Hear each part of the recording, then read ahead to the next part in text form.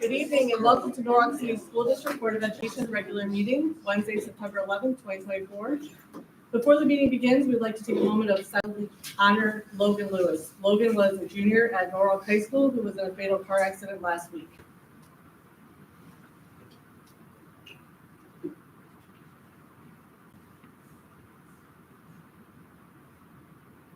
Thank you. Roll call, please. Mrs. Burkett? Here. Mrs. Crawford? Here. Mr. Gonzalez? Here. Mr. Norris? Here. Mr. Ritzenthaler? Here. Please stand for the Pledge of Allegiance. I pledge allegiance to the flag of the United States of America and to the republic for which it stands, one nation, under God, indivisible, with liberty and justice for all.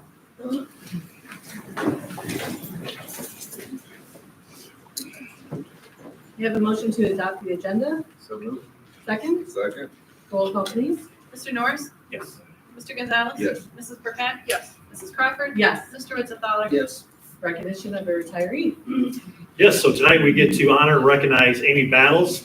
Amy Battles made her decision to retire after the whole slew of everyone else did. So if you knew, like in that pre-summer party, we had discussions. I was begging, please don't do it. You can go several more years, and I lost that battle. So Amy Battles, we are recognizing her this evening. So congratulations, Amy Battles. My first handoff is going to go to Mr. Swartz, who has worked many years with Amy. Amy, you gotta come down here. I don't do this alone. Because we're talking about you in front of everyone.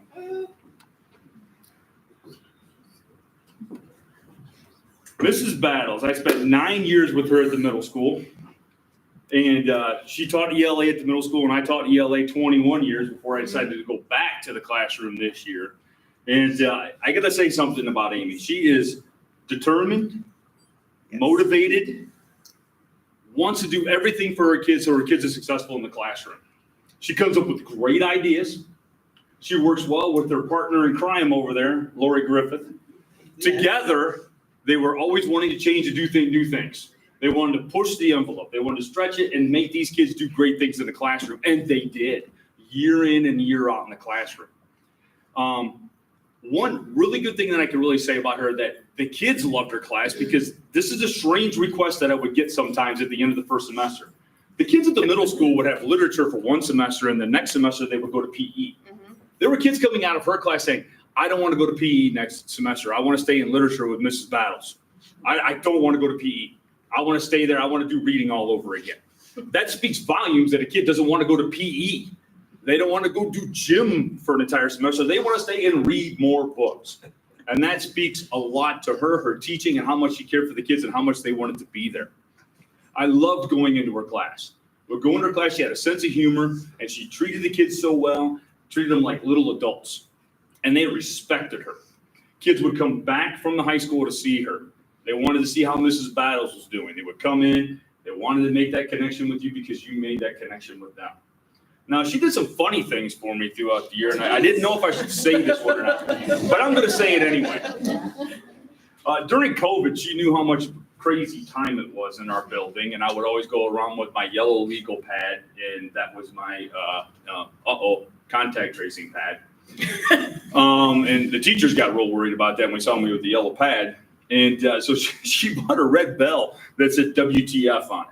Now, you can figure out what that means, because that's the way the year was. And I have a coffee cup that says yikes on it. And that's sitting up in my classroom over here. Now, the WTF is turned to the back so you can see it. Sorry, I use mine the other way. Oh, okay. But I really love the 9 years that I spent with her. And when she called me and told me that she was going to retire, I was jealous. I was sad that she was leaving the classroom. I thought briefly about applying for her job and going back to the middle school, but I thought otherwise. But I really do respect you. I think you're a great educator and a great person, and I thank you for all the years of service here in Norwalk. Thank you. Thank you.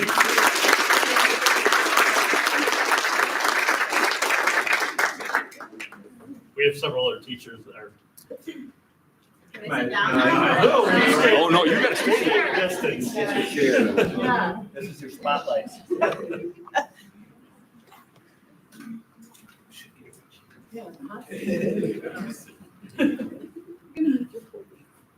We have to do this. You have to hold me. I will pay this. Thank you. Sure. Okay, I'm not gonna look at her because I know I'm gonna cry, and I'll probably cry anyway. But one of the most impactful people and biggest blessings in my life has been Amy Battles. Growing up, I initially knew Amy as one of my mom's best friends. But what I did not expect is how influential she would be getting me to where I am today. We all know that middle school age is trying, and it was a hard time for me. Thankfully, when I was a student, I had Mrs. Battles corner. She taught me coping skills for anxiety. She provided accommodations for me, making education that was difficult for me accessible. She was the pivot making in the education that was difficult for me, and she was the pivot in my turning point in my life. Watching Mrs. Battles work tirelessly for all her students made me realize that I wanted to be somebody's Mrs. Battles.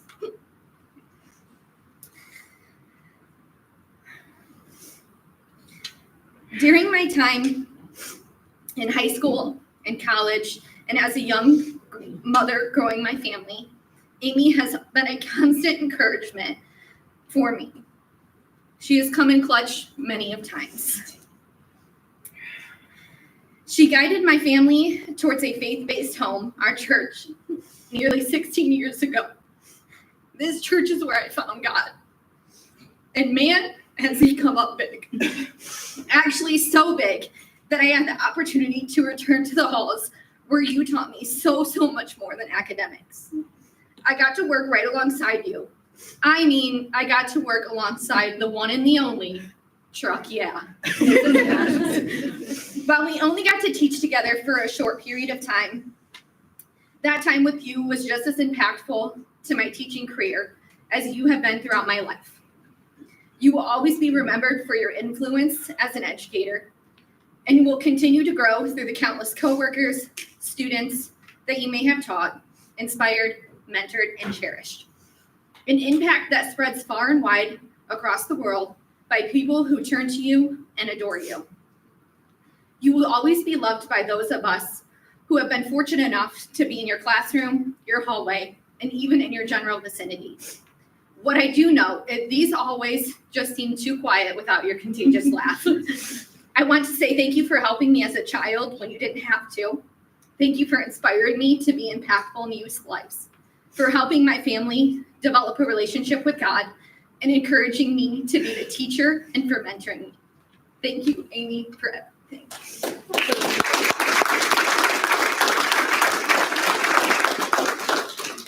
Dear Lord. All right, so I'm gonna try this. I'm gonna try not to be so serious. 23 years ago, a very kind kindergarten teacher told me not to worry, that my son Nate, I told her he only knew Nate as Nate, N-A-T-E, and she had everything labeled Nathan. And she said, oh, honey, don't worry. We'll teach him how to spell Nathan. It'll be fine. We'll get back to that. Who would have known all those years ago that I would be standing here saying happy retirement? This teacher became a 7th grade teacher, and we part of our dream team. We nicknamed ourselves the dream team. We worked well. We did. We've come far through the years. We started by turning closets into classrooms. Oh, yeah. And then we expanded, and we didn't have enough corners for children, but we made it. And then we became the dream team. We got it down, but we always had each other's back no matter what, and we never left anyone behind, Never. which was really meaningful. Well, I know you're doing what you've been called to do.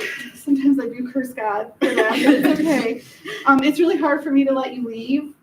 Looking into 103 every day and seeing you not there is really, really hard. And even though I have an awesome new partner and it's going well, it's really hard to give up everything that we had together. You've enriched so many lives throughout your career, and that passion and dedication is so going to be missed. So thank you for your dedication to Norwalk all of these years. You're definitely missed and going to be missed. And to get back to that Nathan, I still don't think he can spell Nathan, but it's okay. I tried. You can't save them all.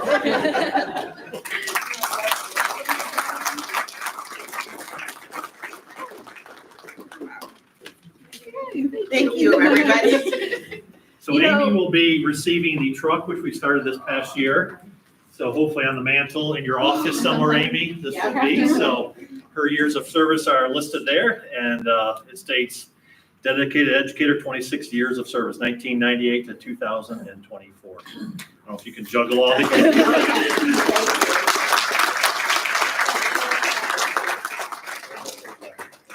Oh, thank you. Thank you. Thank you. This is a fun evening.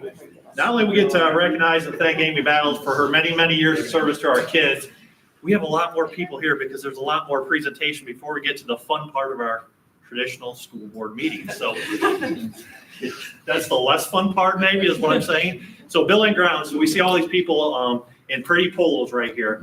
I want to thank you as superintendent of Norwalk City School District for everything you do. We're looking to build a brand new school, a PK8 building across from Norwalk High School. What I have to thank you for is with our old buildings, you guys keep them in top condition. You keep them clean, you keep them nice, where people ask the question, how old are these buildings? And they're always shocked to actually hear what it is, because that's a huge compliment to you for what you do. So thank you. I'm going to turn it over to Mr. Ballman. He's going to say a few words, and then we do want pictures. I understand those that are working right now on second shift, you'd like me to keep talking and talking and talking. But for some of you, we want you to get back to work. So we'll try to speed this along. So Mr. Ballman will say a few things, and then Corey and Tim.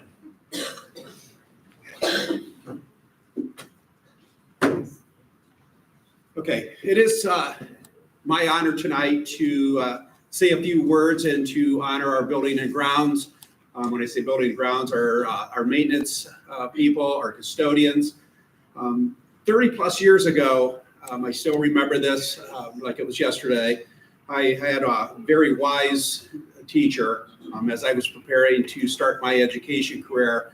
He said, Mr. Bauman, he said, there are two people or two groups of people that you need to befriend and make sure that you take care of. He said, the lunch ladies and our building and grounds custodial people. He said, if you can befriend them and take care of them, you will have a very long, successful career. And at that time, I really didn't understand that. But after many years, I do understand that now. Because you sitting here, the building and grounds and the custodial staff, you work many times behind the scenes, and you're not out, for people to say, oh, you work at Main Street, whatever. But I'm here to tell you that with any organization, it is important that all groups work together in harmony to make the organization work, or the school district. And I'm here to tell you that the work that you do, not only in the buildings, but with kids, you have a huge impact on kids. Yours at Main Street, I could see how kids relate to the custodians and to the maintenance staff. So many of you, some of you don't like the spotlight. May say, I'd like to work behind the scenes, but tonight you have the opportunity, to step into the light, to the spotlight, because you deserve it, and it's something that we are very, very fortunate to have such a group of people, and look forward to the work that you do. So at this time, I will call your name if you'd like to come up, okay, and we're going to recognize the building and grounds. Okay, and I'm going to go through kind of as building, but I know some of you work in multiple buildings, so if I don't call your name when I call that specific building, I'll get to you. Okay, the building and grounds crew, Jim Kerner, Jim Dediger, Bill Barber, John Missler. At the high school, Scotty Mitchell, Athena Fezidin. Come on down, Scotty. Tonight you have to step in the spotlight. Kay Leimeister. Suzette Reed.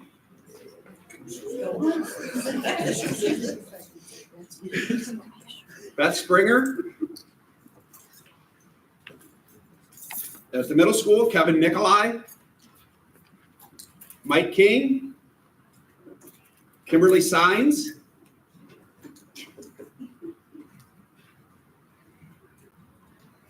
At Main Street School, Kathy Spettle. Jim Riddle.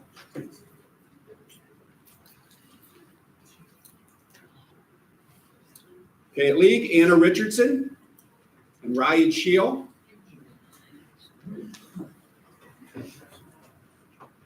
At Pleasant, Dennis Twerry and Carter Nikolai. Maplehurst, Eric Lieber and Michael Mariani.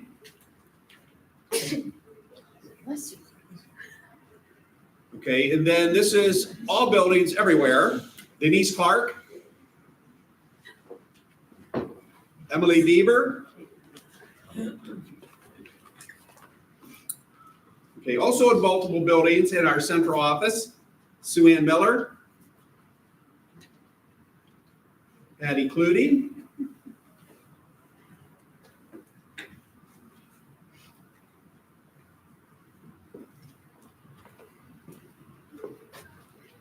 Okay, for central office, Corey Schmidt.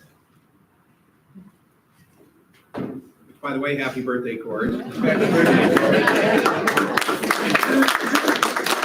birthday to Dennis tomorrow. Tim Shield. And Jerry Parker. Okay,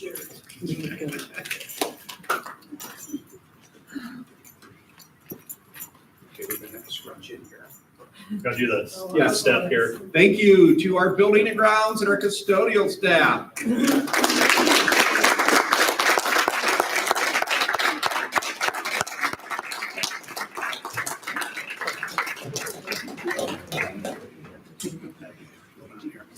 Gotta run the mic.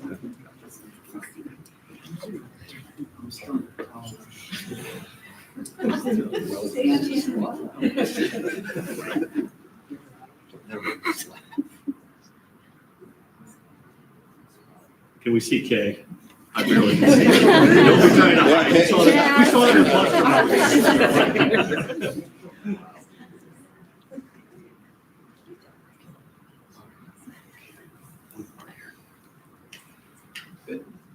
Nope, not yet. Not yet. Okay. Now we can get a picture outside. And Mr. Spettle. Is it bright enough? Yeah. Are we gonna wait? No, you can, we're now. Yeah.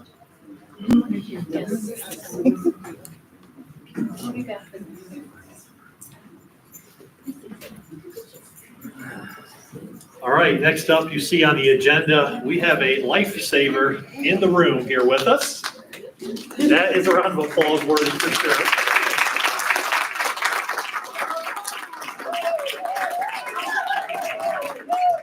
So Dawn Hall, please come up here. And Pleasant staff as well, if you want to speak to, and I know you can speak to exactly what you did, but pretty impressive. Like, we understand what the Heimlich maneuver is, and we take classes, we take online courses. The difference is Dawn Hall actually took a real class, not just an online class, and physically did this days before she was needed and the call was there. So I'll go with you and then we'll do the handoff, but you can speak to it because no one knows better than what you actually did that day. And Dawn did a little speech, and I thought, well, I've written something up too. Oh, let's just do both. Roll both, let's go. Let's just do both. So this is what I wrote. I'll go first, okay? All right. I just want to recognize and celebrate what you did, Dawn.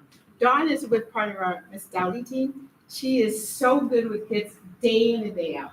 The patience, the love, the grace she shows for our kids is just remarkable. But on this day, it was a very special day. So here we are in the lunchroom, and because of your heroic action, you saved the life of a child. She saved a life of a child that was choking and did the Heimlich maneuver that day. this is a pretty special thing. That people don't have that opportunity. And it's just so ironic, she really had just taken another class, just like maybe a week or so before. So in my speech, I just want to say how incredibly grateful we are for what you did on that day. And the response and care and the quick, that was just unbelievable and incredible. And then we all, like after it's happening, and then all the kids are, wow, my gosh, yay, the screaming and yelling and the thinking and the clap. It was just like a moment that you don't see that much, and we're just so proud of you. Thank you so much for what you did that day and what you do every day. Thank you very much. And you want to tell us about it?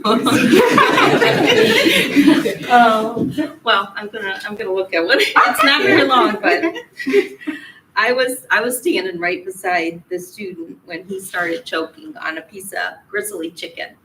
And I got behind him to do the Heimlich and gave him one thrust and it didn't come out. So I gave him 2 more thrusts and it came out, thank goodness. But it all happened very quickly. But I want to say that God was working through me, and because he orchestrated all of this. He put me in the job that I have. He had me take the first aid CPR class 5 days prior to me having to put the skills into practice. He put me right beside the student that was choking in a noisy cafeteria, and he helped me dislodge the chicken from the student's throat. So, yeah, but I sure appreciate all the support and the appreciation that I've gotten from Mr. Cooley and Mrs. Smith and Allison Dowdy Miller and all my staff at Pleasant, and just I appreciate the things. Yeah, thank you.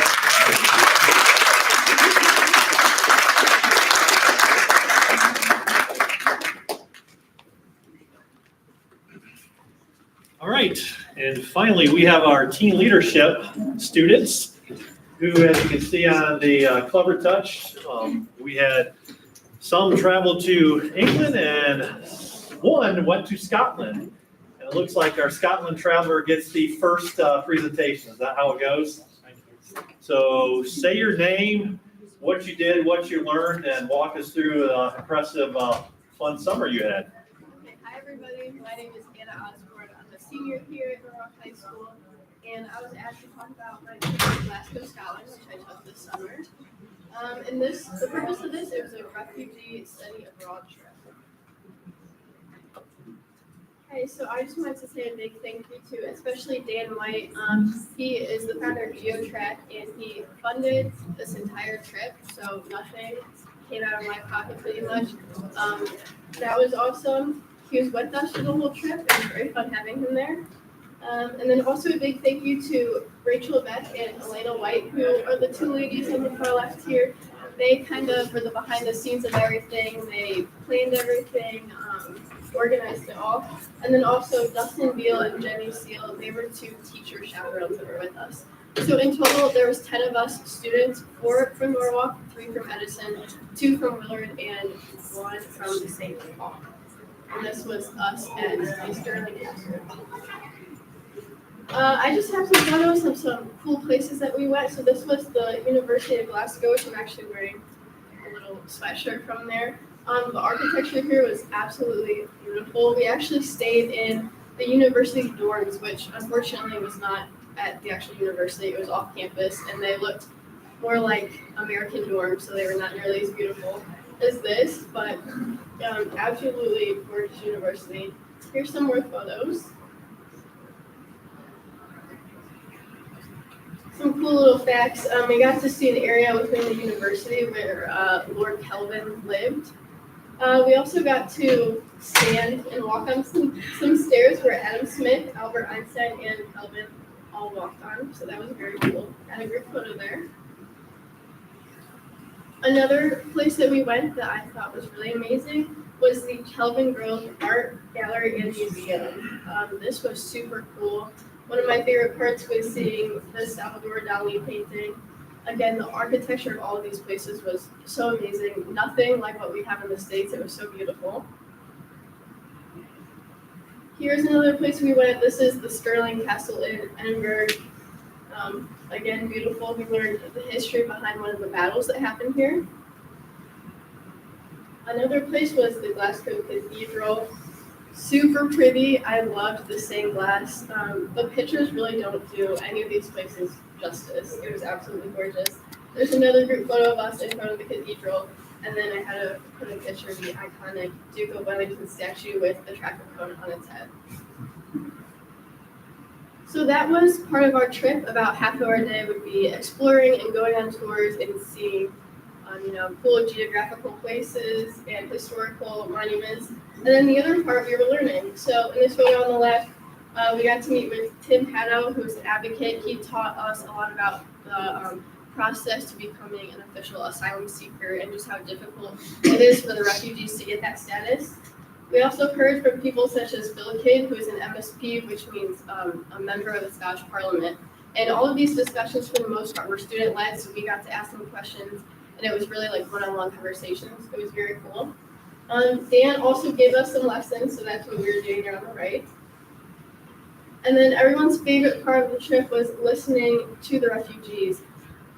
The stories that they told us were absolutely amazing and heartbreaking. It was very difficult to listen to them. I was bawling my eyes out pretty much the entire time with all of them. Most of them were from Iran, and most of them were Muslims turned Christian. So it was really cool getting to hear their personal testimonies about coming to faith, but then also hearing all the difficulties that they went through back in their home country.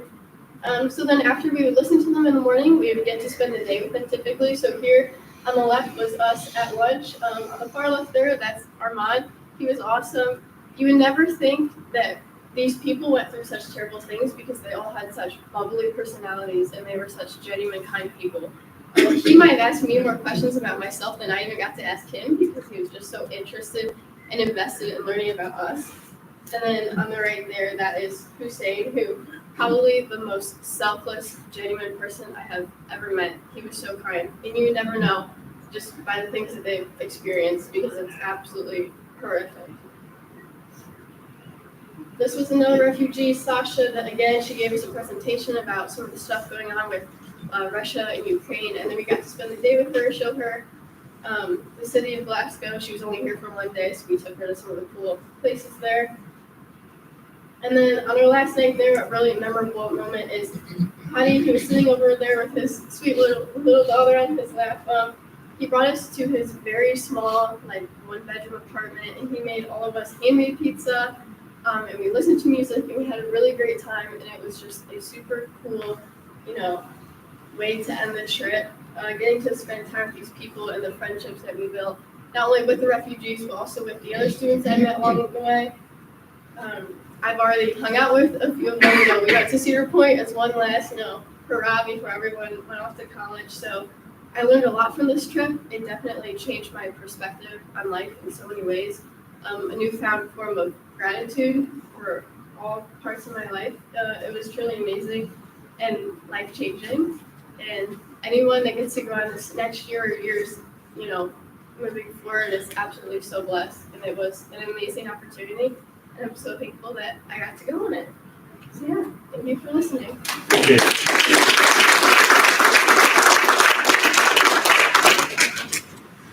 All right, the ladies of England, correct?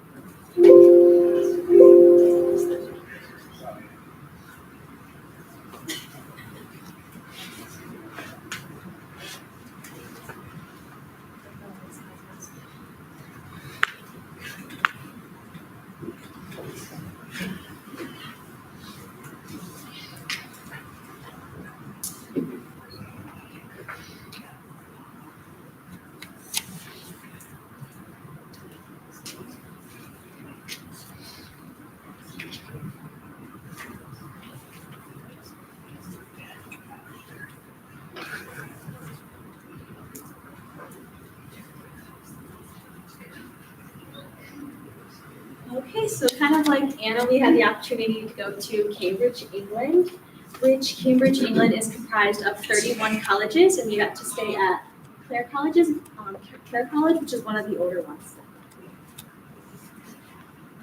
So we first started this trip kind of in late November, early December of last year, and Dan White and the GeoTrack Foundation kind of presented us with an informational meeting about both of the trips. And thankfully, they paid for all of us to go, which we are forever grateful for them, and the SIBF program who led us on the trips.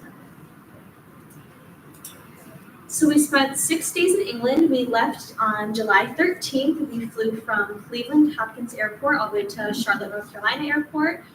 And we had about a 4-hour layover, and then we went from Charlotte to London Heathrow Airport, which brought us into Sunday, 7 a.m. So we stayed up all the way since we got here in Cleveland, and then all the way to England, which was a very tiring morning, so we got to. And then so the 6 days that we spent in England, we had a different attire each day that we kind of based off of. And their attire is a little bit different from ours because they don't really go to the shops or anything like that. And what we will go to, they're kind of more formal in the way that they dress. So really quickly, before we continue, my name is Madeline and I'm a senior here. And then My name's Kate, and I'm also a senior. my name is Mary. I'm also a senior.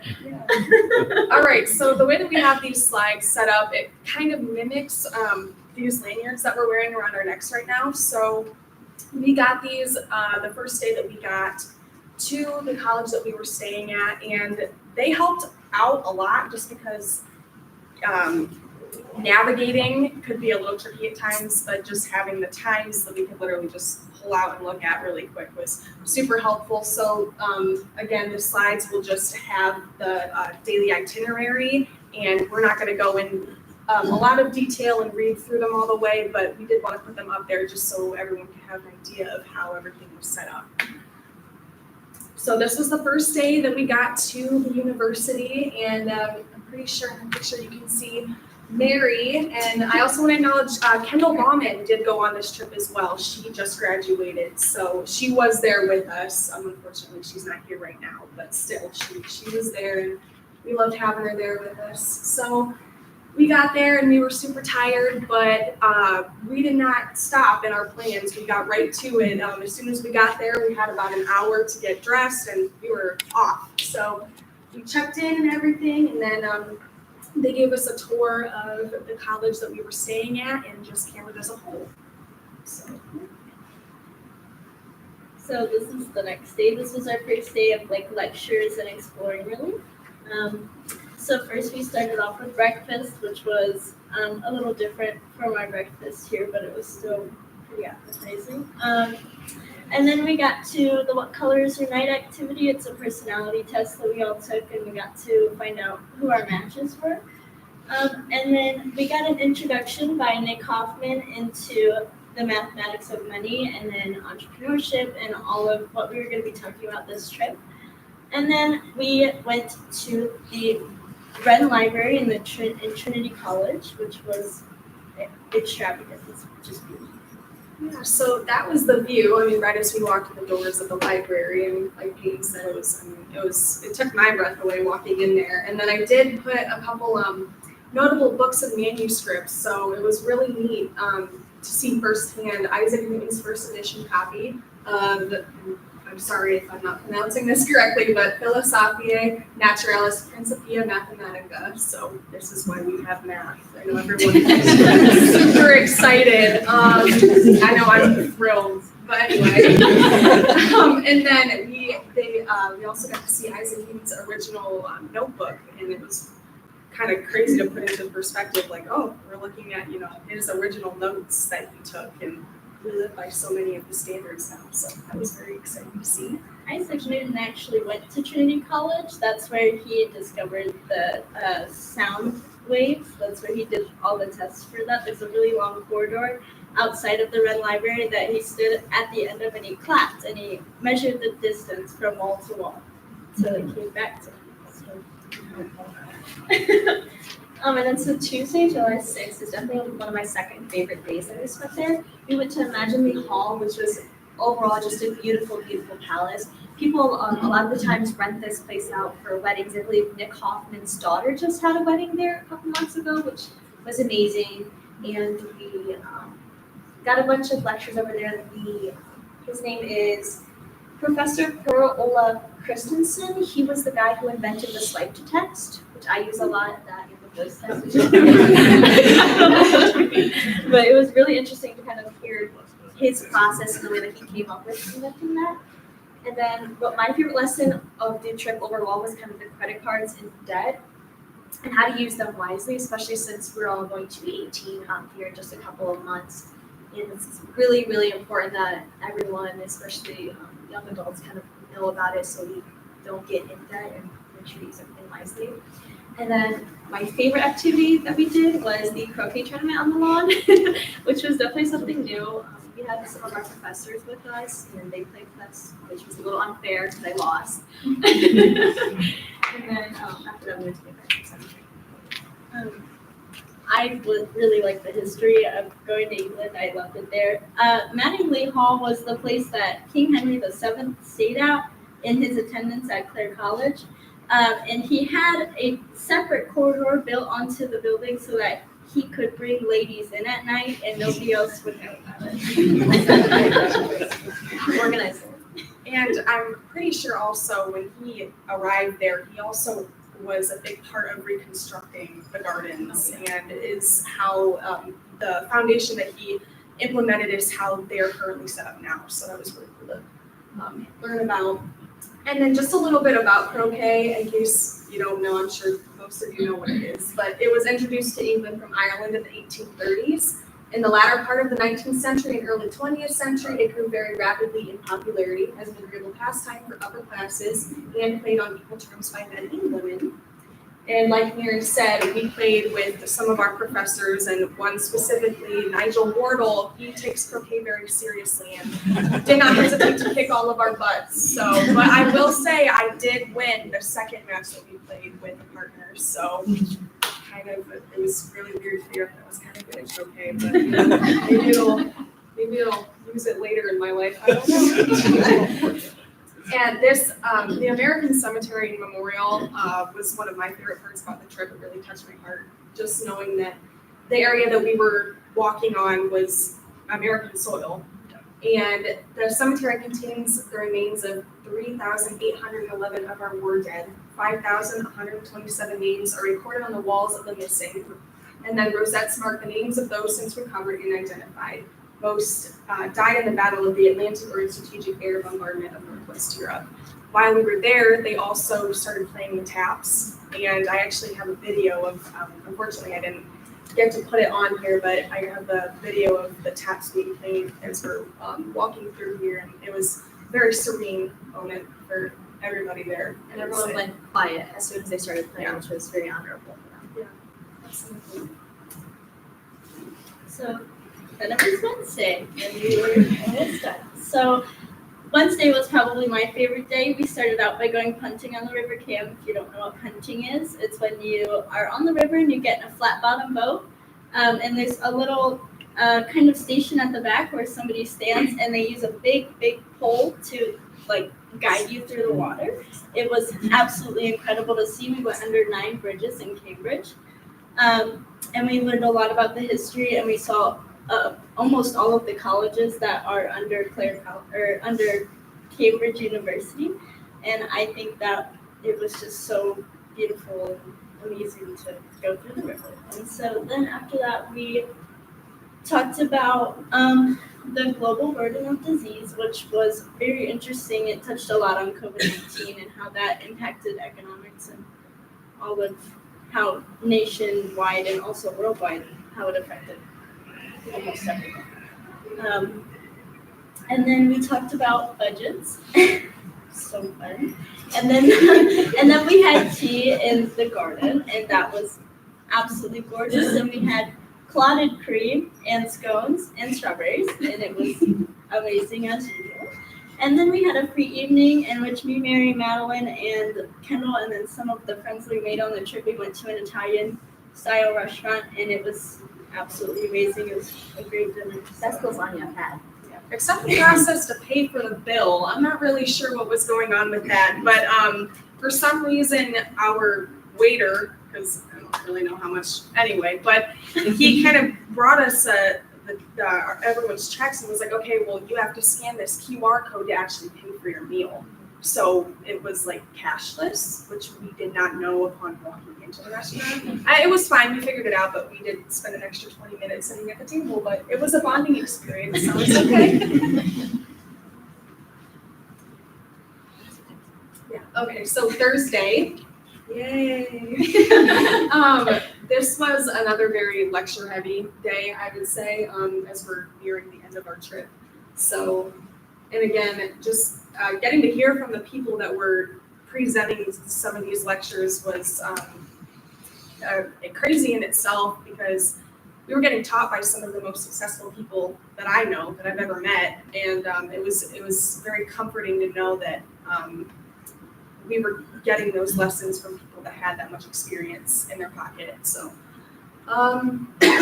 but the pictures that you see up here, this is King's College Chapel, and similar to what Anna said, I also really enjoy the stained glass paintings because they were original. None of them have been altered or modified, so it was really neat. That's pretty much it for that day. Oh, well, no, actually, we did see a rendition of a Shakespeare play, so that's no, there's a picture. It's the one on the right-hand side. okay, yeah. So there's a little snippet of what we got to see. One of the Dr. Jerry Toner's wife gave us a quick rundown of what the Shakespeare play just entailed, because as in classic Shakespeare's fashion, a lot of us didn't know what was being said. It was like English, but it wasn't clicking initially. But so she just walked us through and helped us get a better grasp of what we were going to be seeing. So definitely grateful for that, because I was able to follow along a lot easier. So it was a comedy. It was really cool. That's fun. Another fact about King's College Chapel. King's College was founded by Henry VIII under his ruling, and he was the first king to ever establish a kind of Gothic style interior to his cathedral. And it was, so you had all of this pretty stained glass, and then you had very dark, like organ style the little seats, pews. And so, and there was an organ in there, and it was just glorious and magnificent and very different from the cathedrals that we had been in before. And a lot of the colleges do have chapels connected to them, because in the old days, they thought that it brought you closer to God and kind of an entry point into heaven, which is really interesting because they have a lot of them connected. And then on Friday, that drink, that's a sparkling elderflower water, and it was kind of brought to us at every dinner and every kind of like lunch and everything. And it was delicious. You can't get it here, but if I ever go back to England, or if you guys ever go to England, I definitely suggest that you guys try that, because we all loved it. It was kind of like similar to our Sprite, but it was more flowery in a way. I'm not really sure how to describe it. And then this day we did have a lot of classes and this kind of material that we trying to bring in until very last day, kind of push it all through. We had a bunch of, we kind of learned about the Big Bang Theory, going from something really small to something really big.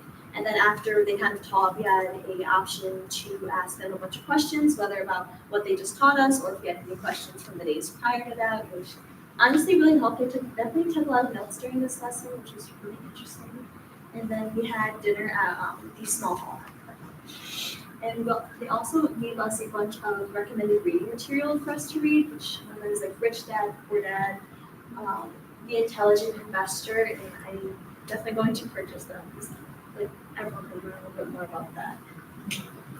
So just quickly hopping back to the last slide when Mary was talking about the elderflower water, I was not aware of how difficult it was going to be to get a glass of normal water, because at every restaurant, every place that we went and got dinner, even if it was in one of the halls at the college that we were staying at, they would ask, oh, do you want sparkling or still? And I was like, what are you talking about? And they would go, well, for like, it's water, but you know, the sparkling is carbonated, or you can just get the still water, which is, you know, plain simple water. So we ran out of the normal water at every table really quick. So everyone kind of had to at least try the sparkling water once. I was not a big fan, but We're dehydrated. yeah, I just thought that was interesting.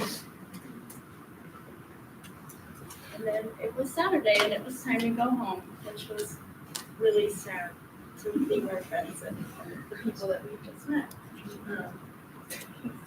So, we flew home and it was a 9-hour flight and Mary slept the whole time because she stayed up all night and me and Madeline did not. I had friends to stay up with. I stayed up with Kendall and Ira and Reagan. We stayed up. Doesn't justify it.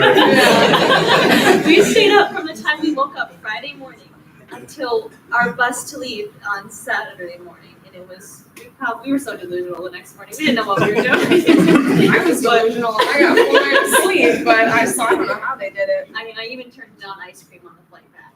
And, you know me, I don't do that. So to conclude, this trip was really impactful for me. I knew absolutely nothing about economics. I knew that I worked and I knew that I spent my money, and that was about it for me. So this trip taught me a lot about what I need to do to improve myself and my future. It also taught me a lot about investments and how to build my money for my future self and my future family. A big takeaway that I want to talk to you about this trip is the culture. Absolutely gorgeous scenery there, and their culture is absolutely gorgeous as well. It was a big culture shock to us, but I would love to go back and maybe even live there for a few months or even years. So I really enjoyed this trip, and I am forever grateful for it. Yeah, and then like Peyton said, I like to go get coffee in the mornings before school, and again, like I have a job, and sometimes the money that I see in my bank account, it's a little bit enticing. Oh, let's go grab Sherry's, but just something as simple as being taught that taking that $5 that you spend on a coffee and just pocketing it away over time, it accumulates and it grows, and that's something that they did a really good job of explaining to everybody, especially the group of people that were on the trip, young adults. And it did, again, it changed the way that I think about a lot of things. So I feel very blessed to know that I was taught by some of the most successful individuals. I know I already said this, but I really just want to reiterate that because there was so much to learn, and I felt so very lucky to have this opportunity in the first place, but to get to sit with these people and even have the chances to talk to them face to face, and it was really cool. I still have so much to learn, but at least I have some wisdom to get me started. This is something that not everyone can say that they got to go do, so I'm very grateful for that. If I had to give other students who are contemplating whether to attend this trip a piece of advice, I would tell them to push past the initial fears, the anxiety, the nervousness that they may have in the moment, because it is so worth it. I got a little homesick at one point, but I kind of grounded myself and I realized I'm here and I need to make the most out of being here, because I don't know if I'm ever going to get the opportunity to go here again. So, and that helped me a lot. It will be an unforgettable experience, and I can 100% guarantee that they will live by the lessons that are taught by Nigel Wardle, Nick Hoffman, and Dr. Jerry Toner, and all of the other people that, those extra little lessons that we got, everybody. So, yeah, I'm very grateful, and I'm very grateful that I get to be here and tell all of you guys about it. And I didn't write anything down because I didn't want to repeat any of the things that they said, but I definitely agree with I definitely have a lot to learn and to grow, especially with spending my money as well. But one of the other main takeaways that I took from this is kind of reiterating what Madeline said, is live in the moment, that you don't know if you're going to get the chance again to do that. So I personally felt that I talked to almost every single person there. I talked to them more than once. I made some really, really good connections with friends that I still talk to this day, that I wish happy birthday last month. That's another birthday's coming up next month. And some of the people that I met were actually some of the best people that I know to this day. They were very kind. They were very open. They were very honest, and they were very fun. And, I definitely miss them. It was definitely a time where I didn't feel homesick whatsoever, because it was like they're like my family for that week. And they're the best people that I know. And then these are just some pictures that we inserted with all of us. This was from when we went out to the Italian restaurant Zzz's. This is Madeline, Peyton, Kendall, and I going to Charlotte, us hanging out in the dorms. This day we were, this was the second or third day, and we had went to Shake Shack because we had a terrible dinner. We had uncured salmon, slow roasted duck, horrible dessert, and I love my dessert. So we went to Shake Shack, and on our way back, we were all in very nice outfits. We're all dressed up, and we got rained on. So some of us had ponchos, some of us had umbrellas, but some of us did not. So it was definitely an experience. Another like almost culture shock thing is they had these fire door keep locked signs on every door, kind of just in case there was a fire, that it would kind of protect you and put that barrier between you and that. And these are just some more pictures of places we went. This, we didn't really highlight. This is one of my favorite almost exhibitions that we saw. It's this time-eating monster machine. So we have the seconds on the outsides, the minutes on the insides, and then the hours on the very, very inside. And just slowly, it's eating the seconds away until like the minutes go and the hours go. It was really, really interesting to see. Yeah, so the guy that invented that, it's kind of funny, the story behind it, but he went to this place that this is located, and he was like, hey, if you pay me like $1 million, then I'll let you have my invention. So it was a little bit of, I don't know, there was a little bit of manipulation going on there, but the building ended up making a lot of money off of it just because everyone was interested in what it was and went to go see it. So it ended up working, but I just thought that was fun. That's it. Thank you, guys. Thank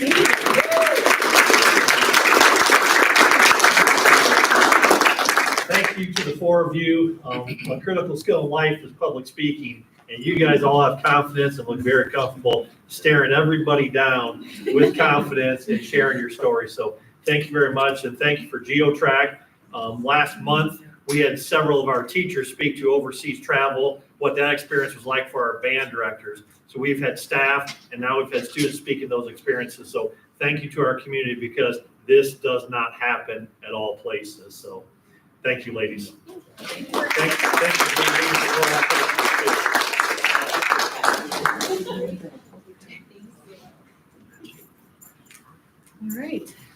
Next up, we have public participation. Each person who wishes to address the board will be asked to give his or her name and address. Remarks should be limited to 3 minutes in length. If after everyone who wishes to do so has had an opportunity to speak, additional comments can be made up to a total allowed time of 30 minutes.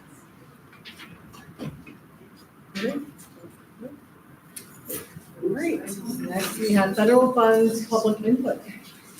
Okay, so for this, part of having our federal funds is we're required to ask for public input and what we do with it. So we thought we would just tell you a little bit about what we do with our federal funds and which ones we have. So we have a Title I. This is what we use for our elementary students, and it's for reading and math, and we have title teachers in our different buildings, and we have aides that help with pull out.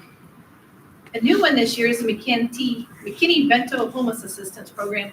We did have some homeless money last year with the ESSER funds, but that has run out.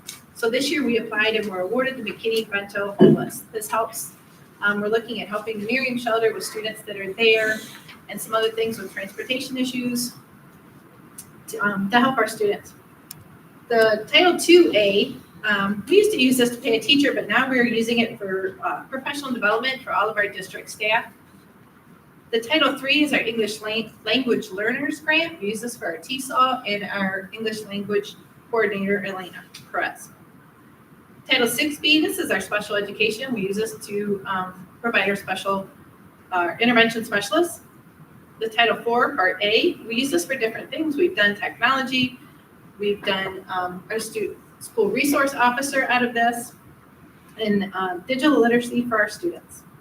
And finally, our ESSER 3, we're finishing up our remaining ESSER funds. We've just paid our last payroll out of that, so we do have a little bit left for this year. So if there's any public input on how we should use our federal funds, we'd like to hear that now. Okay, thanks. Next, we have a few board items to go over.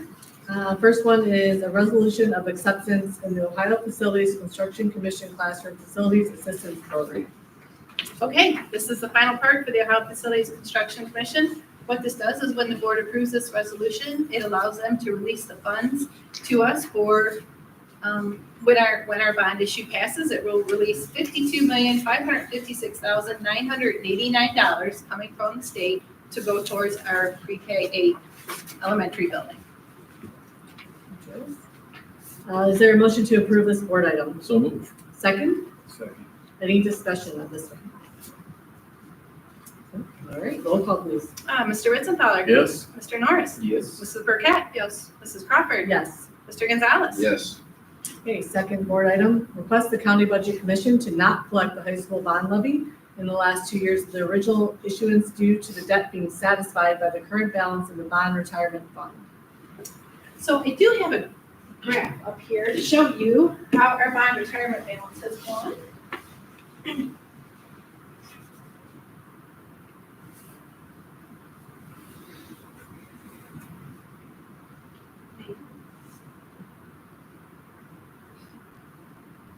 We're getting there. Aha, okay.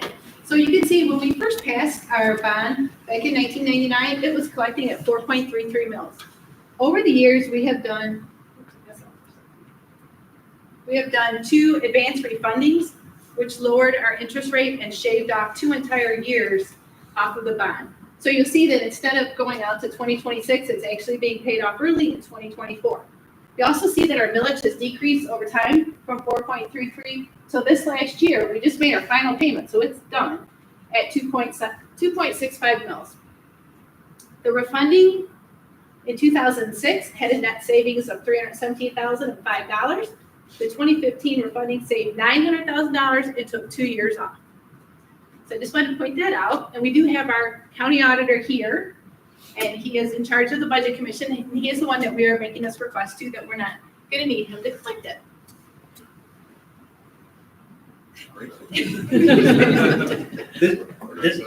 It's not uncommon for a political subdivision to ask the Budget Commission not to collect a levy. If I've had townships that have had fire levies where their contracts were renegotiated and we didn't collect for a year, but then that was a voted levy, so we put it back on. City of Norwalk passed their recreation levy, and they asked us not to collect that. I don't know if you remember that Monroeville schools passed their income tax, and then they asked us to stop collecting a levy. So kudos to you guys and the refinancing and the foresight to see that we could save some money by asking the questions of bond counsel. And we'll be more than happy to let the tax commissioner know that the debt has been satisfied. All right, thank you. Is there a motion to approve this board item? So moved. Second, Second. discussion? This is a thank you to Joyce too. I mean, you're incredible with numbers. I am always just in awe of you, but you're on top of things like I can't even explain to the public, and you saved this community a lot of money. So really appreciate everything you do. Yeah. Thank you. All right, roll call please. Mr. Ritzenthaler. Yes. Mr. Norris. Yes. Mrs. Burkett. Yes. Mrs. Crawford. Yes. Mr. Gonzalez. Yes. Okay, our next board item is approve the statement of facts regarding the bond levy, November 5th, 2024. So I think what we'll do first is Joyce is going to pull it up. Joyce, should we discuss it or vote for it first? I think we should probably discuss it Okay. first, Perfect. right? So I think what we're going to do is we're going to read each bullet item and allow discussion after each one, and invite anyone that's in here right now to also participate in that discussion if you have any questions or comments or concerns. So the first one, Norwalk City School District has a property tax bond issue on the ballot for the November 5th, 2024 election. Any comments, concerns, or questions with that one? The bond issue will authorize $47,780,000 of bonds to finance the cost of constructing a new PK through 8 elementary school directly across from the current high school. Any comments, concerns, or questions? And from the board.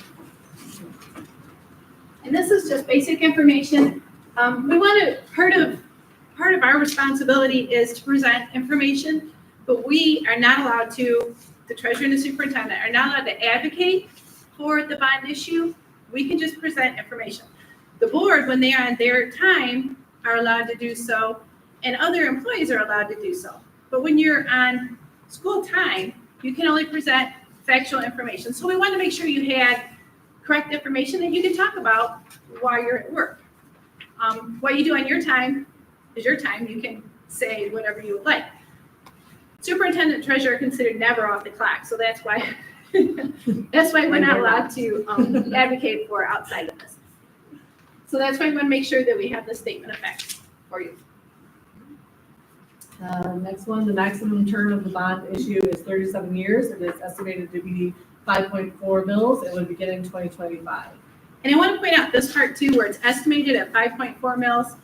That's, it has to collect whatever's required to pay the debt.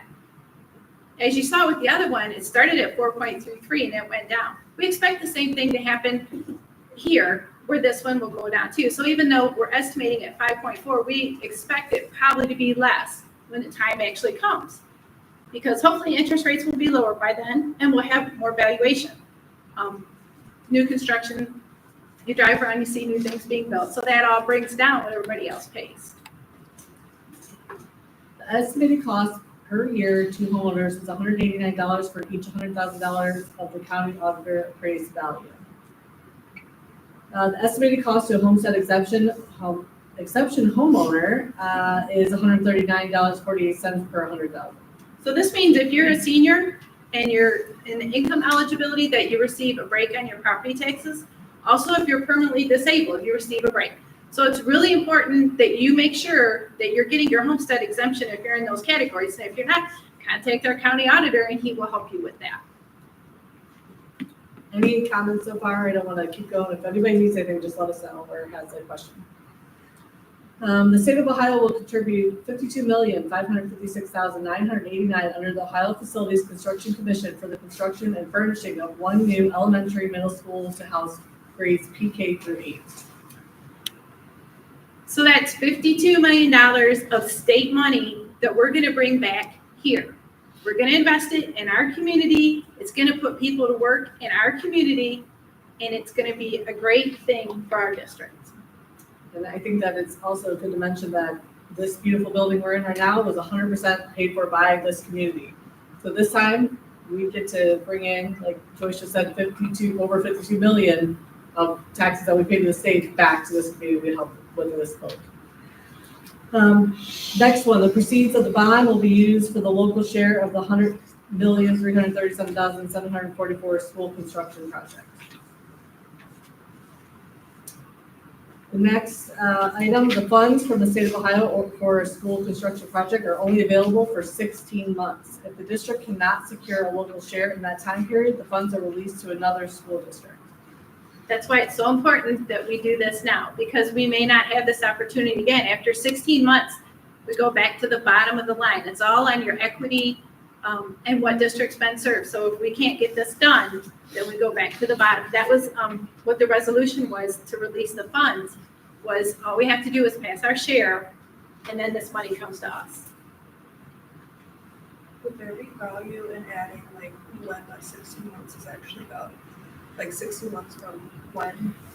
So it would be that two way, more like- elections, which is the next one March, May? I think it's May, It's and May then, 25 and then November 25, Okay, and that would be your third and final opportunity. yeah, that might be, if we're able to add that, if it's, just so the community knows like it really is, the clock has already started. it's a good thought, yeah. Okay. The Ohio Facilities Construction Commission determined that the cost to renovate the current elementary buildings is greater than the cost to replace them. So we did, I think we've had 2 evaluations very recently, and even the middle school, which I know is close to a lot of people's heart, it is a higher percentage to renovate than it is to replace. So they also recommended with a district our size for us to have 2 buildings. So it wasn't just our concern to say, oh, can we go down to 2 buildings? It was actually their recommendation with our growth to have only 2 buildings. Next, the Board of Education has not made any decisions regarding the disposition of the current elementary buildings. When you read the resolution that the board just approved, it does talk about abating and demolishing the old buildings. The reason that's in there is because we need to ask for that money up front. If we don't ask up front and we decide at a later date that we need to abate and demolish the building, it's harder to get the funds. We can get them up front and then not need them, but it's much harder to need them and not have them. So that's why it is in the resolution, but the board has not made any decisions. That's going to require community input to know what to do with the old buildings. I think you could probably speak on it too. There's been a lot of great ideas, and it's not all just to demolish these buildings. There's been a lot of community input already given to Mr. Cooley, and the administrative team have come up with great ideas, such as maybe a community daycare center, things like that, things that we need, and these buildings could be used for something like that. So the 2 that have been mentioned the most by me and others have been use of Pleasant Elementary and Norwalk Middle School. Norwalk Middle School is an after-school program. We currently house our Boys and Girls Club there, whether it be we're affiliated with them or we run our own Norwalk program. That is a great space. You look at gym space, you look at the cafeteria, the foyer, the athletic areas around that. That's perfect for that. Pleasant Elementary, that would be a beautiful spot for a daycare that we can have our kids in Norwalk, spoken by the city, spoken by the county as a need that we greatly have. So those are ones that we have spoken to. There have been inquiries to me about business opportunities at some of these other builds. That's a community decision that we'll have going forward, whether there's value there or we wish to remove those buildings and have the value in land and other opportunities that can be used. So those decisions will be made. That's built into the dollar figure that we have that we can operate with going forward. What I can guarantee is we care about this community very much, so there will be no abandoned buildings. Nobody has to have concerns of eyesores. These buildings will be used and used well and kept up, and that should not be a concern. Next, the school district has a property tax bond issue that ended in 2024 for construction of Norwalk High School. The bond issue was collecting in 2024 at 2.65 mils. The high school bond issue was passed in 1998 and was 4.33 mils, which we just went over as we asked for that to stop being collected. Due to valuation increases from new construction in the school district and from the school district going in advance refunding, the millage on the high school bonds dropped from 4.33 mils in 1999 to 2.65 mils in 2024. This was a tax reduction for the $100,000 homeowner from $151.55 per year to $92.75 per year, which we also just touched on. And I have absolute confidence that if Joyce could do it the first time, she'll be able to do it again. I think it's important. Sometimes we talk in mils, and that doesn't really mean anything to everyone else, but sometimes it helps to see it in dollars, so that's a big difference to go from $150 to, 92. So that's why I thought we should see that. The high school bonds were originally scheduled to be paid till 2026, but were paid off early in 2024. Also, in case anybody has a question, this is why when we say new tax or what it's going to cost, and we talk about the 90, I'm trying to think exactly what the number is. 625. Yeah, 9625. That's what we are discussing. We've been paying for the high school. We would have been paying for the high school, and that's why the increase is only that $96 because it's new because we were paying for this. So you no longer have to do that. The high school bond. Right, and there's no overlap because the one is done, so the new one will start. So even though it's 5.4 mils, which will be the new one, the difference you would see is only the 2.75 would be the net increase because one is going off. So it's not like you would see the whole 5.4 because you're going to have some coming off. So our mission is to host informational meetings to share that with our community because that point needs to be very clear. We have what the ballot language states, but then based on high school being paid off, It's a different figure of what the ballot shows. So if you have not been exposed to this information, you're going to read either on early voting or on that day what it states. So we have to explain that. So our intent is to hold informational meetings. We are all but set for October 3rd to have a meeting held here with multiple parties. So we have our financial group that we rely on, and that individual will be here. So we're close to locking down October 3rd as our date in this very space that we'll be talking to the community. And then we have other smaller and potentially not smaller venues throughout the city that we will be going to share information. So Joyce DuPont and myself, board members, will speak like we are tonight on information. And then there might be another aspect from those that serve on the levy committee that could speak things that we can't address in our capacity. So those are currently being set up at different venues throughout, that we're going to have multiples happening, and then obviously talking to our Kiwanis, Lions, Rotary, those groups typically in a daytime function, but our night activities with the community will be just that in the evening hours. The other thing I wanted to kind of talk about too was the valuation increases. This is a big thing. Everybody's getting their postcards in the mail about valuations going up. It was a reappraisal year for the county. Our county auditor can explain this much better, but just because you're getting a new valuation of, say, whatever, mine went up 50%, okay? That's what my valuation went up. But that does not mean my taxes are going up by 50%. It's not corresponding because of the way there's so many intricate details with the way tax levies are set up. It doesn't work that way. So it's important to know that the two don't correlate. And if you have questions, set up an appointment with our county auditor and he can explain it to you.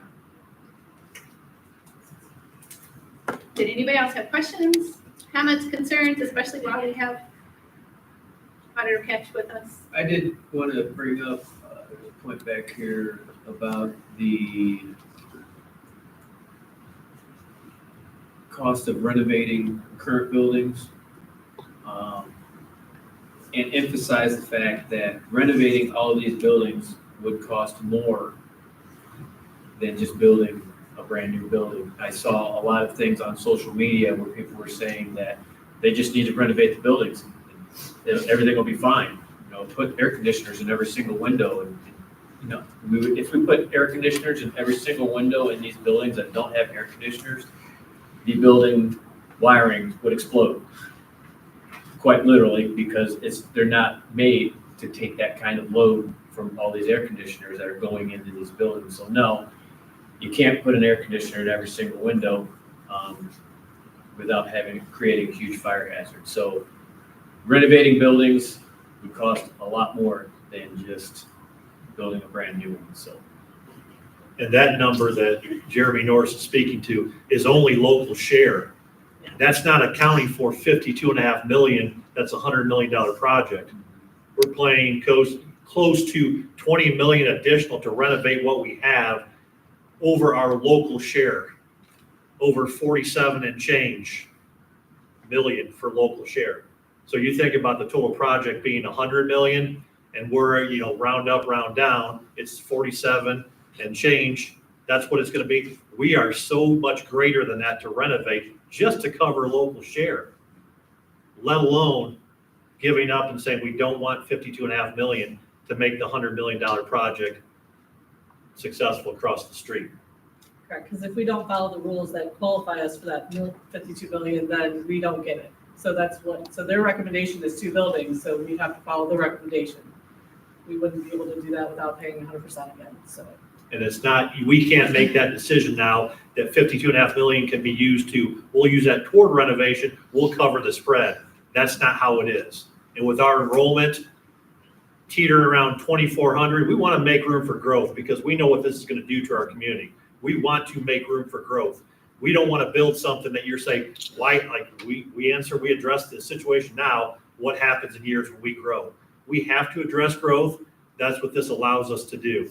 But to think for a second, like this is a smart move to renovate, we can't come close with what we're doing, nor can we use state money in that regard. Is there a motion to approve this board item? Second? Second. For discussion, I don't know if there's any other discussion, but I would like to see if Joyce wants to present something. So one of the reasons that I love this is because it's really hard for us to get as much factual information out there. There has been some inaccurate statements and floating around, but mostly on social media. So Joyce has one that we want to go over.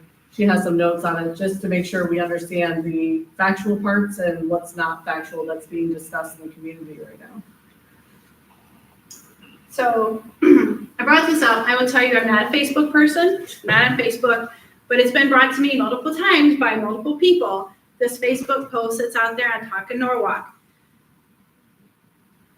Social media is a great thing for getting information out there, but sometimes it gets mixed up. And that's why we want to address this, because a lot of people, this is the only place to get their information is social media. So there was a Facebook post. I did take the name off it because I don't want to. Last one. Okay. but there's just some important things. So they start off about the voters at EHOV, and this is all correct information, right?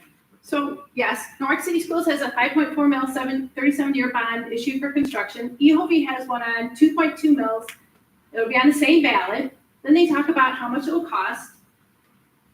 This is all correct information. They do miss that they didn't include Erie County. EHOV is also collecting from Erie County residents too, which is why their millage ask is so much lower for such a larger project than what we have. And Ottawa County. Two counties, Erie here in Ottawa. Okay, yeah, so they're spread out very far. We're just looking at the Norwalk City School District. So that's why their millage is a lot lower than ours is. The next, they talk about the Norwalk Park and Rec levy, which, true, it will continue to generate. But this levy is already in place. It's not at 1.7 mils, which actually it's 1.75 mils on the ballot. It's at about 1.533 mils. It's rolled back. That's what happens to levies. That's why it's so hard to try to figure out exactly what it's going to be, because as more valuation increases, your levies have rolled back and have your effective millage go down. So it's not 1.7 mils and it's not a new levy, which this person goes on next to say that it's a new levy, that the school district is a new levy at 5.4, EHOV's new at 2.2, and the city is new with their park and rec at 1.7.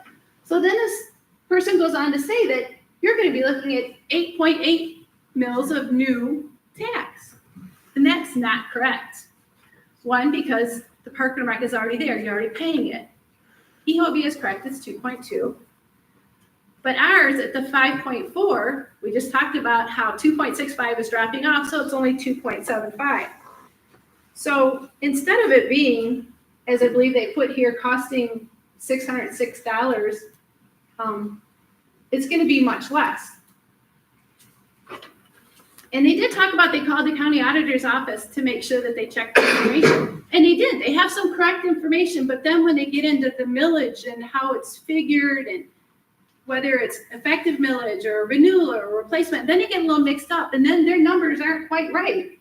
And they're putting this information out there and they're saying to somebody with a $200,000 house that you're going to be paying this huge amount of tax. So that's why we really want to get it out there. If both school bonds pass, the increase is 4.95 mils. So that would be ours and EHOV. So it's 4.95 mils, not 8.8. And that's the increase. $173.25 a year is what it is.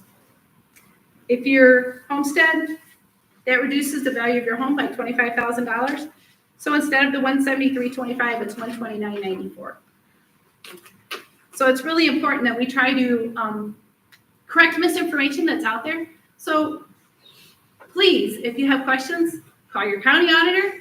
He's absolutely great to work with. He loves to talk to people. If you want to talk about school funding, call me. If you want to talk about the school levy, just reach out, because sometimes you start with correct information and then it gets a little messy. So I just wanted to share that. Is out there. Any questions on that? Discussion, comments? Okay. So we have media in the room, so we will be getting dates to you for when those informational meetings will be happening. And those are open to the public.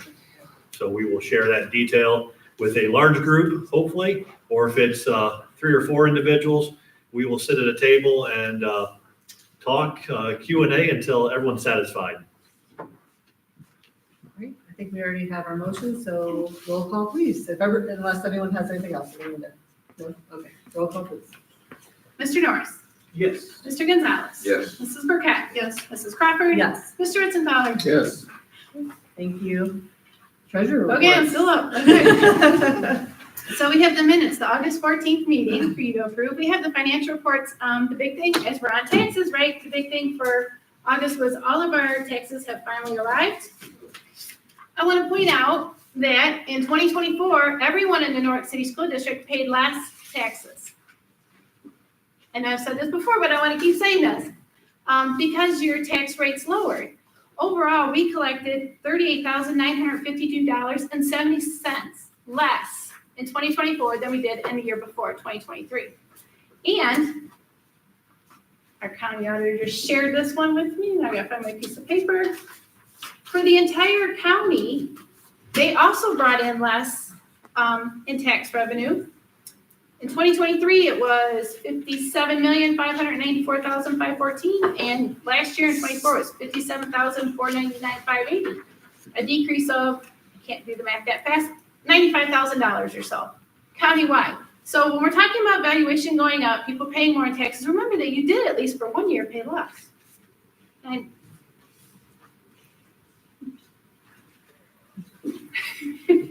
just checking, make sure I said that right.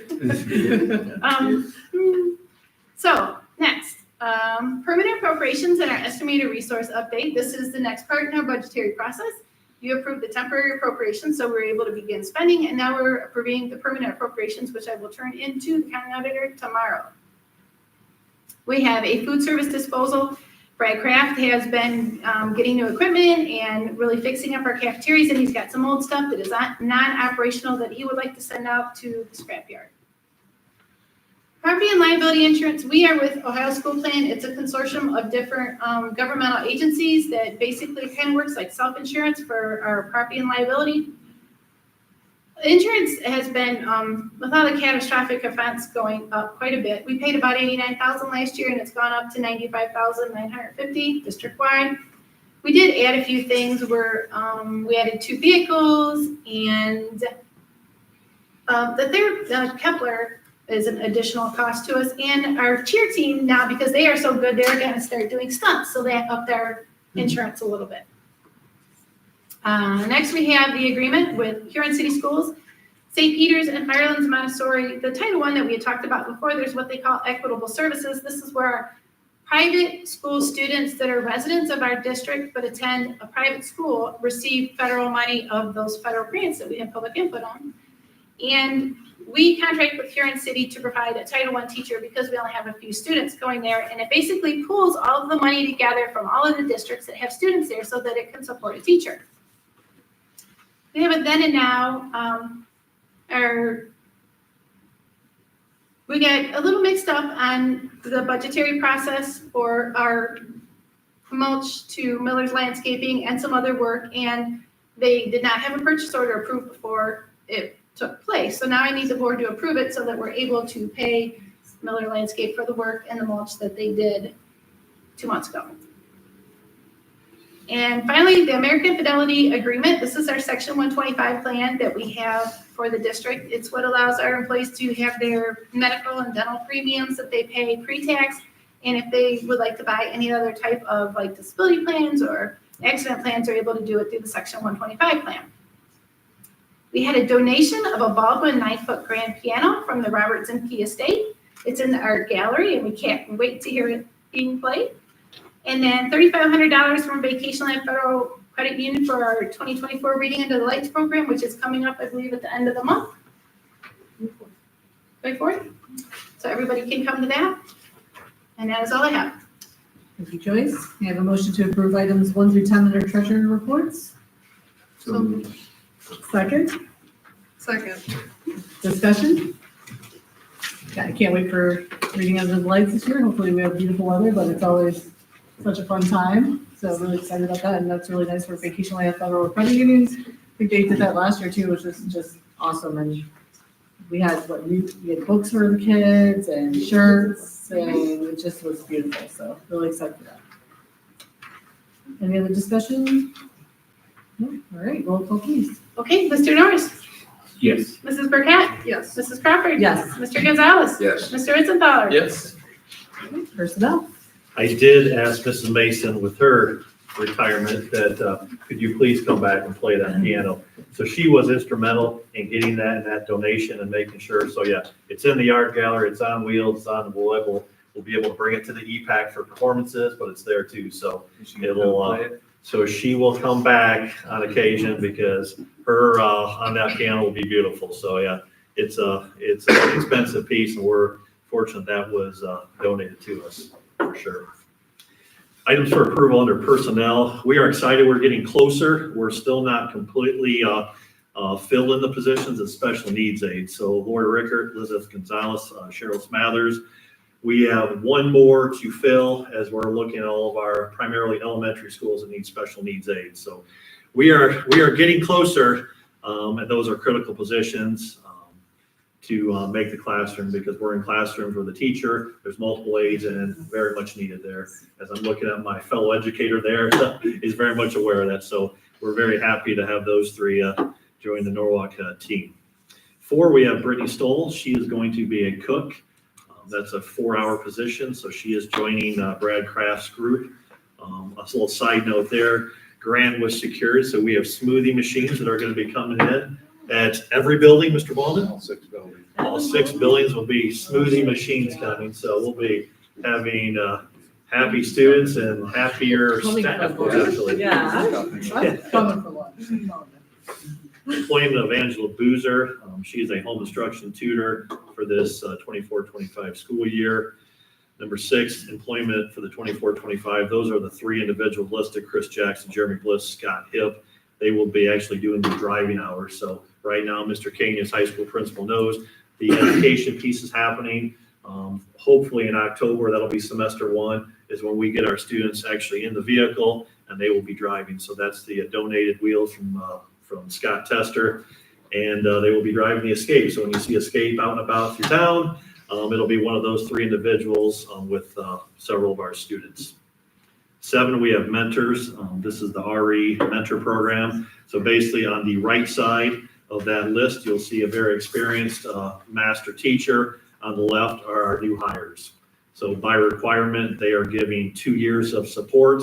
And obviously we want to extend more than 2 years, but that's the requirement. That's a state program. So that was the piece that now Heather Loomis is heading to make sure those assignments make sense. And we try to have it the mentor that's in the same building. It doesn't always work that way because we're always trying to expand our mentor base of who can work with our newest of staff. So that is number 7. What that's asking for is the $500 for each of those resident educators and their mentor role and the hours spent with that.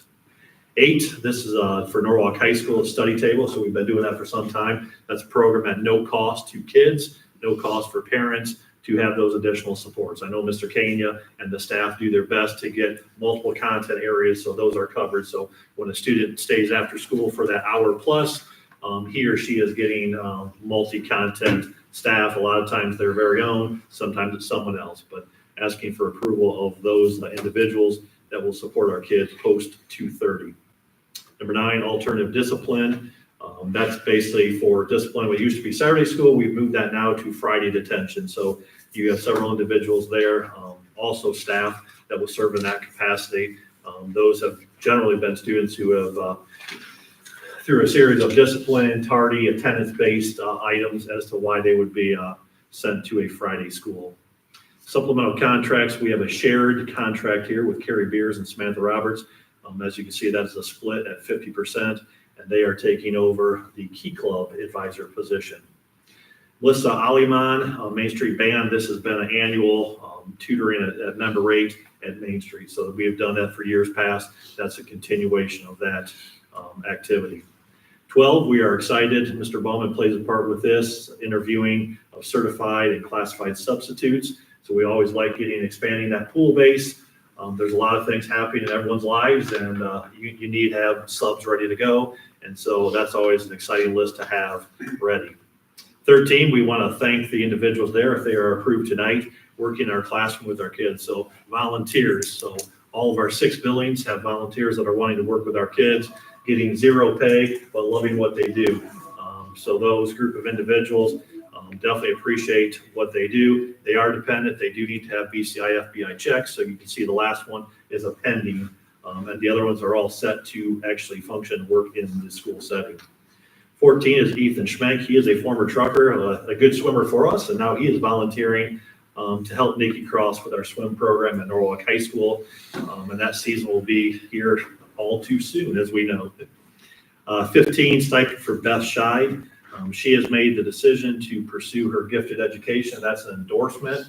That is not a short process. That's a dedicated piece that takes a lot of time, and there's money involved. And we are able to find money in the account to help assist that program, because ultimately, she wants to be here, and she could be using some of those skills as a gifted education coordinator. That could be a potential position in the future. So looking at those, that kind of opens up the gamut of what we could use for her and how she could impact our kids on a district level, even more so than what she's doing now as literacy coordinator. So that completes my personnel items. Thank you, Mr. Cooley. We have a motion to approve items 1 through 15 under personnel. So moved. Second, Second. discussion? Okay, all right, roll call, please. Mrs. Burkett? Yes. Mr. Norris? Yes. Mrs. Crawford? Yes. Mr. Gonzalez? Yes. Mr. Ritzenthaler? Yes. Superintendent's reports. Yes, item for approval number 1, we have agreement with Fisher Titus to provide athletic trainer services for the 24-25 school year. That has begun. That is simply the agreement to approve use of our Fisher Titus athletic trainer. The next one is agreement with the Ohio High School Athletic Association for better seed hosts. So that has been happening primarily in our team sports, where the better seed, so that on the tournament bracket, the better team gets to play at home. So that's a flat fee that Norwalk High School will receive for hosting a tournament game. And then typically after that process is done at a sectional level, and then it goes to neutral sites at the district level. So those are team-based sports. And so you do well, you want to see our kids playing here at a sectional game, because that means we're higher seated on the brackets. The next two go hand in hand. That's from Huron County Public Health. That actually was grant money from the suicide prevention grant.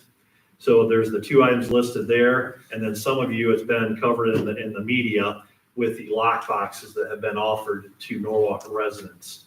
And actually it was extended, I think, to Willard as well, where if you have a handgun, if you have medicine that needs to be locked up, because I'm at home, I have kids that have access to my house, to a camper setting, that someone has basically a safe that you could put a handgun or medication in, so you won't have kid access to those type of things. So it is a small box. You can call it safe, a vault, but that's what it is. So that grant took care of that part, and is also covering the next 2 that are listed here, which is the Virtual Hope Box, which is essentially a high school. If there's going to be an app, a website that kids can go to for support.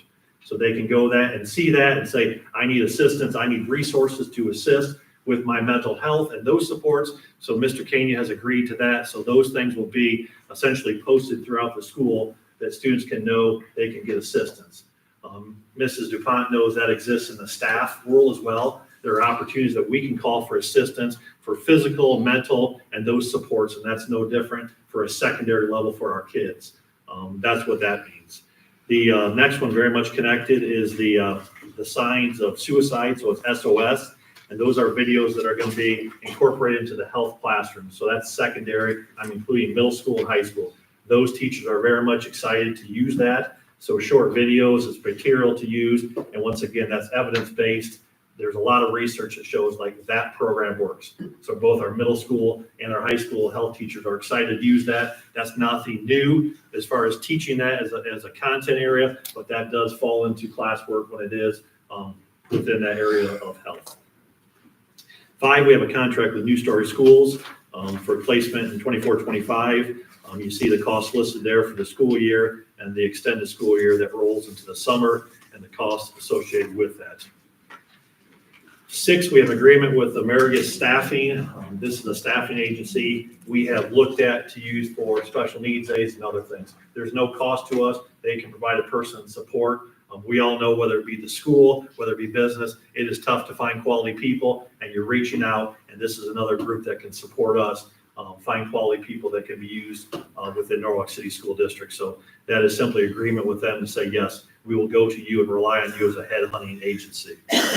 7 is agreement. We've talked this year, we have funding, so we're continuing Boys and Girls Club. That actually just started the front end of this week, so we are excited there. We have the director, we have the associate director, and we have 2 other individuals that were there. So essentially 4 guaranteed adults every night working with our children, and we're excited because once the talk and once things that you're being fed, fun activities, and those things are happening, we know that number will grow as well. So right now we had around the 30 mark, and we know that number can grow, and it can, based on the ratio from staff to student that is possible. And the final area, which is exciting, we've had presentations from Nate and the students who have gone on the honors trip. That's once again asking for your permission to approve that trip, because it is an overnight adventure to Washington, D.C. over October 4 to the 6th of this year. So That's with the veterans? Yes. Yep, the veterans, and then selected students from here and St. Paul as well. And that is all I have. Thank you, Mr. Cooley. May I have a motion to approve items 1 through 8 under superintendent's report? So moved. Second, Second? discussion? I have seen some people having some trouble getting hold of the Boys and Girls Club. I think there are more people that want to sign up, so is it just through the website still, or is there any other contact information shared? I have seen a little bit of that. Yeah, and I addressed that with them back in the spring, that, last year when we rolled this out, that there was a lot of problems with that. So Ellie, the director, is looking to find other ways, other communication with parents. Okay, great, yeah. Or maybe make a mention of the couple people I've seen. I think there's still some that would really like to sign up soon, so that's great. Great. And the middle school is a nice venue. I know it's worked well, and thank you to Mrs. Smith for your part last year in leading that. But at the middle school, Mrs. Smith will agree. The spacing, the gym, just the setup, the classroom, like it is there, it's compact. It makes sense for a after-school program. So that was definitely a good move to go there. Even though we took it from the hands of Mrs. Smith. I think she did, yeah, plenty last year. Thanks for keeping it rolling. Right, we wouldn't have had a Boys and Girls Club if it wasn't for Mrs. Smith last year. She's the one that kept it going when it all was, It's not surprising, really. Yeah. She's the one that did it. Mr. Bauman helped out too. Mrs. Cook. Thanks.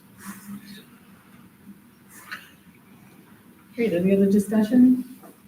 Roll call, please. Mr. Gonzalez. Yes. Mr. Norris. Yes. Mrs. Burkett. Yes. Mrs. Crawford. Yes. Mr. Ritzenthaler. Yes.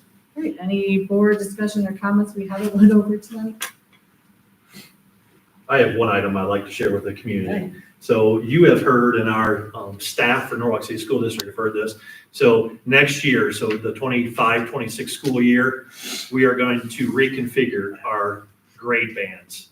So essentially, it's a clean swap from 4th grade and 6th grade. So Main Street, next school year, not anything this year, not second semester, next school year, 25-26, League will house 6th grade students. Main Street will house grades 4 and 5. Research is solid. Mr. Bauman has worked at that level as a principal. We know from the academic side and the social side why this makes sense. It makes sense for Norwalk. It makes sense for many other districts when you have what we have, which is many buildings, because the difficulty with many buildings in our district is transitions are tough for kids.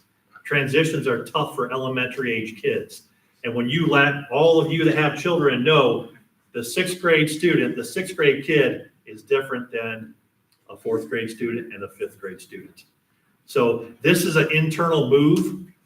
It's not additional money. It's simply what we're going to have to figure out as a team of how that will be ready when kids are done at the end of this academic year, that our staff will be switched.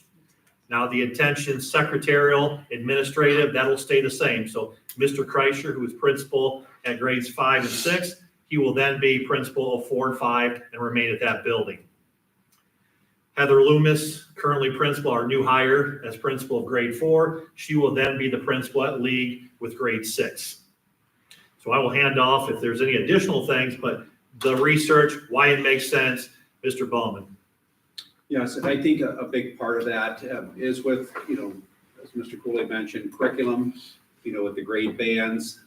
When we looked at, adopting a new curriculum for ELA, the grade bands go to 5th grade, so then you have 6th grade in the building that is more towards the middle school, the 6 through 8.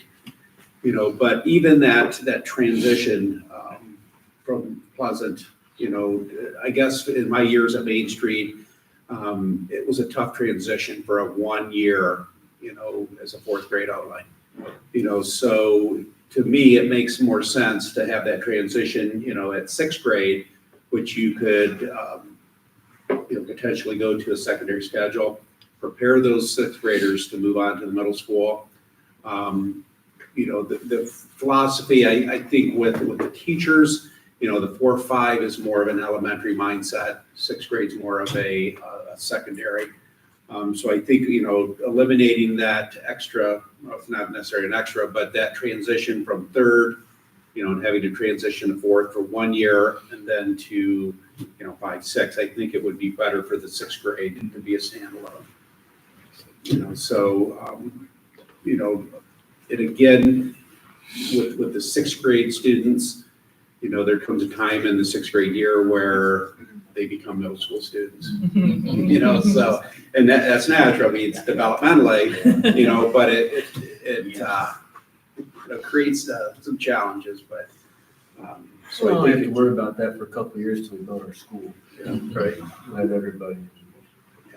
Absolutely. And so that move will be effective until we move PK8 across the street at the new school. So that's starting next year, so 25, 26. And making that decision now and rolling this out now, there's a lot of work to be had because it's not simply moving teachers' cabinets and their desk and their favorite this and that. There's a lot of decisions that have to be made to make sure our kids are taken care of. So we know that. So all that planning that's taking place, that's happened behind closed doors with our people. So when kids are done at the end of this school year, we're ready to make moves. It's not just Tim and Corey backing up the trucks and physically moving things. It's what does this process look like? So hopefully, like I said, transitions are not good for kids. And that's why having a PK8, there's one transition. It's going to be a transition that Mr. Caney leads, and that's freshman orientation. Because once you're in that building, that's happening. So that is the beauty of that, because we all know as educators, anybody that's not an educator knows like transitions are tough. You have to explain a whole new set of, these are building norms, these are the expectations. That flow is going to be smooth as can be at a PK8. But we have to make sure we're at the best lineup we can be, and the best lineup right now is 6th grade as a standalone. And like I said, so I wanted people to know that in our community. Can't agree more, even like as a non-educator, just it makes so much sense as development as a parent. 6th grade is where everything starts to change, and having that in just one building makes a lot of sense. So great, I think it's very good. Any other board discussion? I just wondered, Mr. King is here, wondered how the first week of the Yonder Pouches is going. I know how it's going in my house, so I wondered how it's going for the high school in general. We're still rolling out, still getting our apps and kids and stuff and adjusting procedures, but so far so good. Yeah, I mean, the biggest thing I've heard is why can't we sparkle it, or what's the word? I don't even know. Bedazzle. I'm sorry, bedazzle it. I'm like, I'm sorry, Molly, but I'm not paying $30 so you can bedazzle your Yonder pouch. But I mean, I don't know. Other than that, and I heard some kids were putting macaroni and cheese in the little slip to, get their friend. But other than that, that's all I heard. So just wondered how that would go. My son forgot it. Yeah, like how did they find a way of teasing each other already? I don't know. And then she did also say that they were hitting each other with the metal parts of it. I don't know if that's true.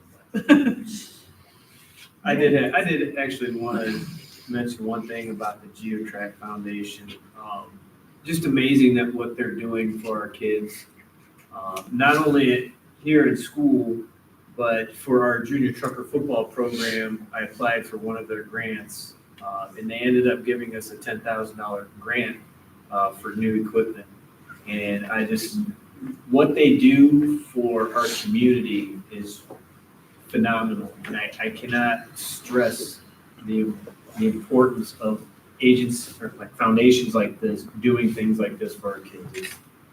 It's just wonderful. And I want to thank them publicly as well for everything that they do for our children. Those are really awesome trips. That's all I got. Anybody else? Okay, can I have a motion to adjourn? So moved. Second? Second. Roll call, please. Mrs. Burkett? Yes. Mr. Norris? Yes. Mrs. Crawford? Yes. Mr. Gonzalez? Yes. Mr. Ritzenthaler? Yes. Thank you. Thank you.